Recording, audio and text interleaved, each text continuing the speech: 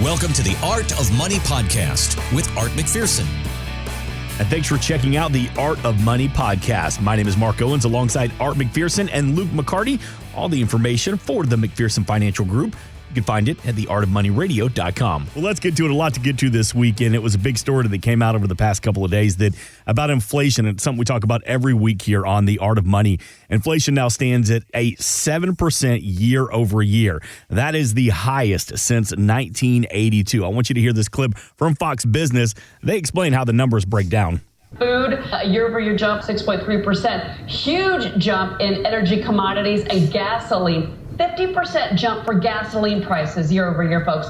Utilities, year-over-year, a gain of 24%. Used cars, a year-over-year gain of 37.3%. Apparel, services, shelter, that is housing, that is rent. Everything was up. You know, all we needed was the last 3 seconds of that clip to say everything is up. So, Luke McCarty, when inflation soars and interest rates go up, money is sometimes moved away from risky investments. So how do you determine whether that's needed in a retirement plan when we're dealing with such high inflation?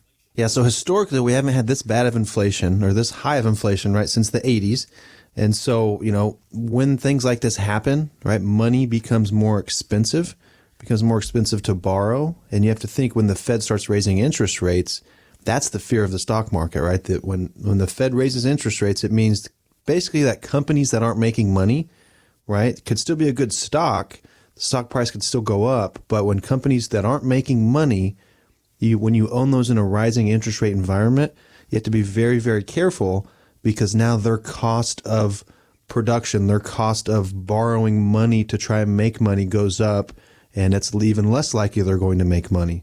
So what we've seen recently for the first start of this year is, you know, those companies that are your high growth, high tech have gotten hit pretty hard. Mm-hmm. I mean, the average stock in the NASDAQ's down maybe 30-40%.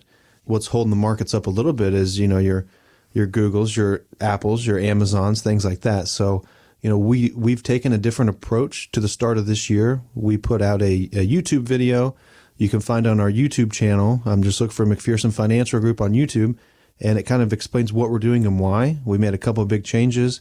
You know, we bought Chevron, for instance. So, you know, as we see energy and oil and those prices continue to increase, you know, you're going to see oil companies and energy companies perform even better. 772-281-5223 as we talk about inflation here on the Art of Money with Luke McCarty. And, you know, you look at the headlines and you see that 7%. Where inflation stands right now, the highest in 40 years. The headlines are very much in your face. The sky is falling. But Luke McCarty, talk me down a little bit. Is this as dire as it seems on the screen, or is it stay the course, relax, take a deep breath? So 7% isn't as dire as it says on the screen. If we get to 8 or 9%, then we have some big issues. That means we can't control it. And I think part of the control factor is going to be the Fed raising interest rates, which they've said they're going to do this year. They said they're going to do it more and more this year. You know, the CEO of JP Morgan came out. I think I said in the last radio show, he mentioned maybe 4 rate hikes. Well, now he's saying 5 or 6. So the Fed's going to raise interest rates to help inflation. If that doesn't work, we have issues. But if they do it slow enough, it shouldn't have that big of an impact on the markets or the economy. It's where we get the big gyrations of raising too fast, having to cut again. That's where the markets could see some trouble. And we're already seeing very, very volatile markets for the start of this year as compared to last year. Luke, you've said it before that sometimes inflation is something that we overlook a little bit, almost a mistake, because we think it's high now, but it's eventually going to drop back down. But the decision to retire in 2022 could also affect your financial security. And there was an article in the Motley Fool that advises steering clear of 3 common mistakes. And Luke, I want to go through some of these mistakes that we see in retirement planning and get your thoughts. So one of those mistakes is not sticking to a budget. It seems very simple, though.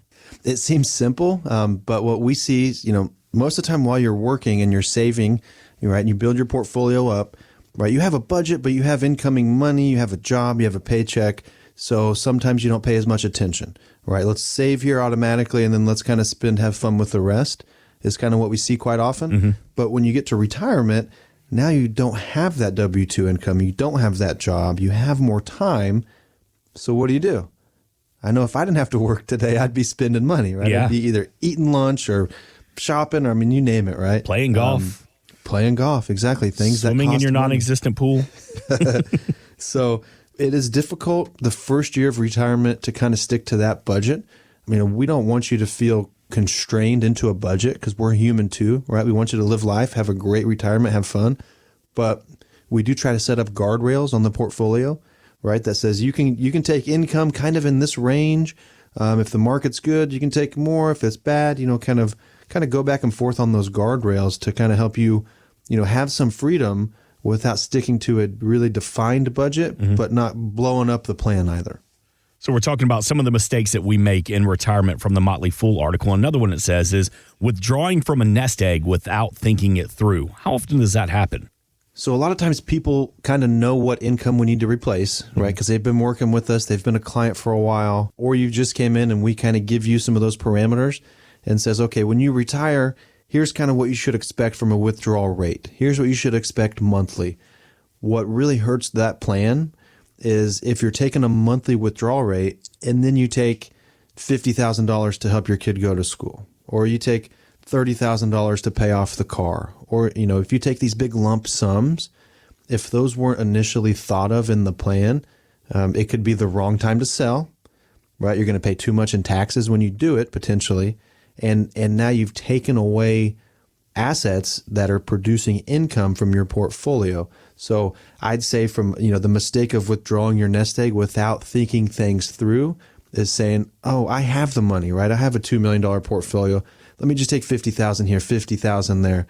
Well, those start to add up. And when you think of maybe 20 to 30% of that goes to Uncle Sam, it adds up even faster. Have you seen that before, Luke, where somebody has a substantial amount for their retirement funds and they keep dipping into it, and you have to be the bad guy and say, all right, put the brakes on.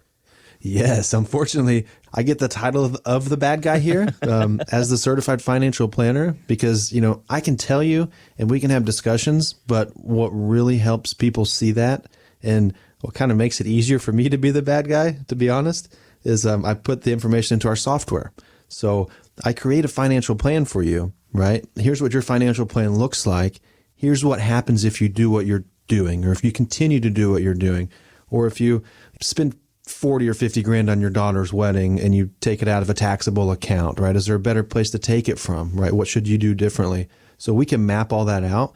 And then I think a lot of times when clients see the charts, the graphs, the numbers, it helps me talk through being the bad guy and try to help, put the brakes on things. Don't blame me. Look at the computer screen. Yeah, don't blame me. It's math. It's the software. It's the software. It's really complicated math. But I have been the bearer of bad news. But there's also the flip side to that too, right? Some people who aren't spending enough money. And I have to say, hey, you should be spending more money or give more money away while living, or your beneficiaries are going to receive, this lump sum of money, right? What does your plan look like now that you're a saver your whole life and now you're still a saver? So there's a flip side to both of those. So I can be the good guy or the bad guy. Again, depending on the computer screen. Yes. My son is into The Incredibles. Yeah. So right now I am Mr. Incredible, which is, thank you, son. Thank you for calling me Mr. Incredible. Do you have any clients call you that? No, you know what? None of my business. I do not. All right, one more real quick before we get out of here. My son is a client, right? He has a 529 account, so technically he's a client. He is my little tax burden. All right, finally, last one from the Motley Fool, one of the mistakes we make, assuming that you should file for Social Security right away. I always thought you did. Everybody's situation is a little different.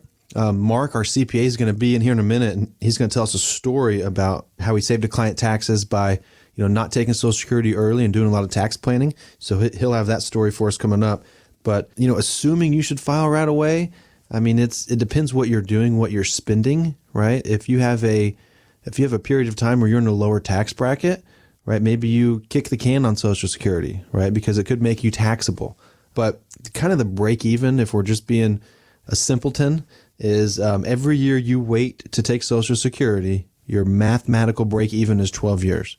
So if you take it at 63 versus 62, right, your break even is age 75. So you just basically go up 12 years every year you wait to recoup the prior year of not receiving any income. So when you think about it that way, most people take Social Security early, but it may not always be the right choice from a tax perspective or from a cash flow perspective. That number is 772-281-5223. We're still celebrating. I know I am. Georgia, the first college football championship in 41 years. Go Dogs. Coach Kirby Smart led the Bulldogs to a 33-18 win over Alabama. And I'll be honest, and Dog Nation's still celebrating. Our guys have accomplished something special. As they say, they've become legendary. And I want that for them. It's not for me.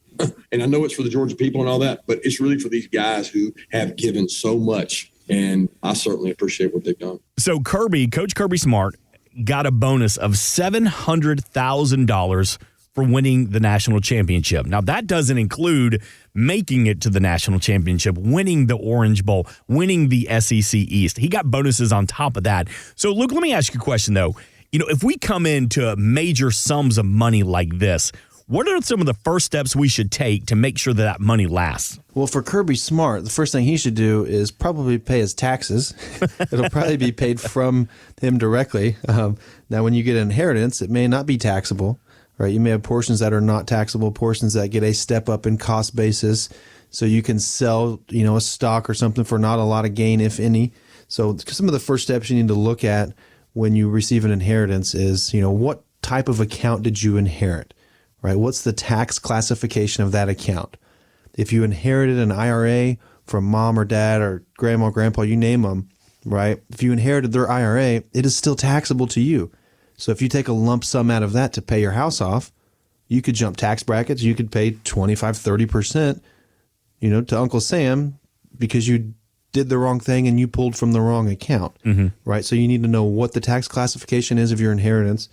And you also need to kind of slow down, right? Pause, right? The first thing we all want to do when we receive a lump sum of money is spend it or spend some of it, or gosh, I really want to pay my house off, but paying the house off could take up your whole inheritance or half of it, or cause a big taxable event to you that you weren't aware of or weren't thinking through. So seek advice, look for help, look for an outsider to look at it and say, okay, I understand paying this off is important. Here are the pros and cons of doing that. I understand you want to help your kids do this. Here's the pros and cons. And just get an outsider's perspective, get a professional. Art and I help, clients like this with this conversation all the time. So we've seen it before. We know the pitfalls. We know what people do after they get the inheritance and then come to us.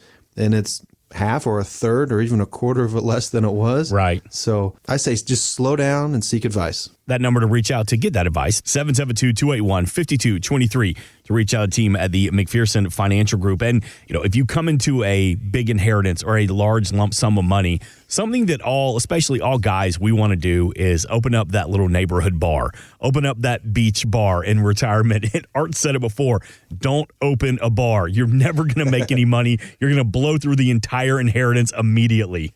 Yeah, bars, restaurants, they can work, but they work for a few of us, and they're a lot of hard work. So if you do get, $1 million inheritance, do you really want the new career shift of owning something like that? The headache. Or they're the headache. Now, they can be a good career, can be a good lifestyle, can give you and your family what you want.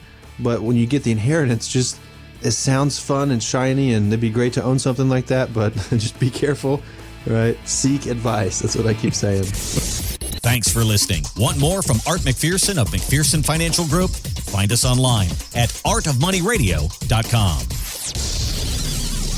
We are an independent financial services firm helping individuals create retirement strategies using a variety of financial and insurance products to custom suit their needs and objectives. Securities offered through World Equity Group, Inc., member FINRA and SIPC, a registered investment advisor. Investment advisory services offered through ProStatus Group, LLC. McPherson Financial Group and ProStatus Group, LLC are separate entities and are not owned or controlled by World Equity Group, Inc. Exposure to ideas and financial vehicles discussed should not be considered investment advice or recommendation to buy or sell any financial vehicle. Past performance is not a guarantee of future results. Investments can fluctuate and when redeemed may be worth more or less than when originally invested. Investment financial professionals are not licensed in all 50 states. Art McPherson is not affiliated with nor endorsed by the Social Security Administration or any other government agency and does not provide legal or tax advice. Please consult with your attorney, accountant, and or tax advisor for advice concerning your particular circumstances. Annuity guarantees rely solely on the financial strength and claims paying ability of the issuing insurance company. By contacting us, you may be provided with information about insurance and annuity products offered through Arthur McPherson. Florida Insurance License number A174. 725.